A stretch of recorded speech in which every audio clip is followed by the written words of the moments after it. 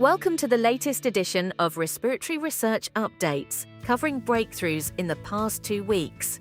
Brought to you by Lucid Quest, Savara has announced that the US Food and Drug Administration has filed the Biologics License application for MOLBREEVI, an inhaled molgramostim therapy for autoimmune pulmonary alveolar proteinosis.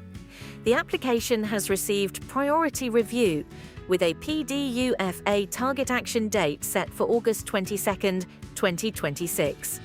If approved, MOLBREEVI could become the first FDA-approved therapy for this rare lung disorder, potentially changing the treatment landscape for patients with autoimmune pulmonary alveolar proteinosis.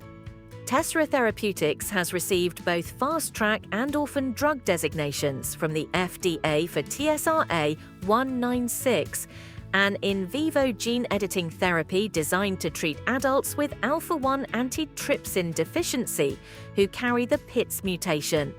The program is currently being evaluated in a first-in-human phase 1/2 study and represents a potential one-time therapeutic approach aimed at correcting the underlying genetic cause of the disease.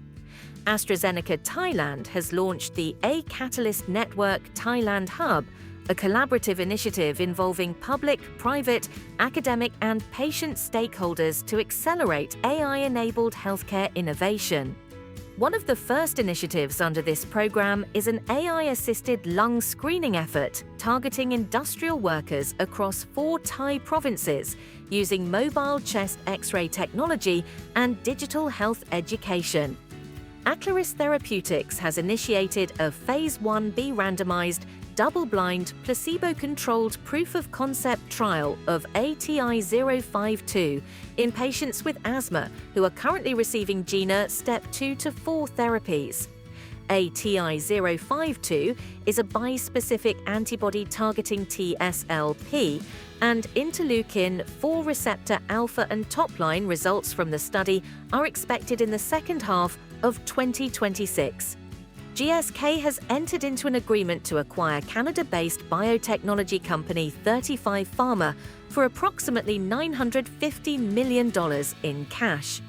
The acquisition adds HS235, a clinical-stage activin receptor signaling inhibitor, to GSK's pipeline, with planned development in pulmonary arterial hypertension and pulmonary hypertension associated with heart failure with preserved ejection fraction.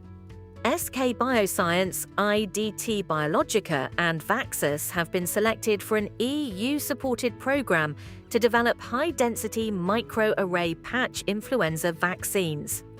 The initiative will fund Phase 1 clinical development for seasonal and pandemic influenza vaccines using the HD-MAP platform, with the goal of improving vaccine accessibility and simplifying administration.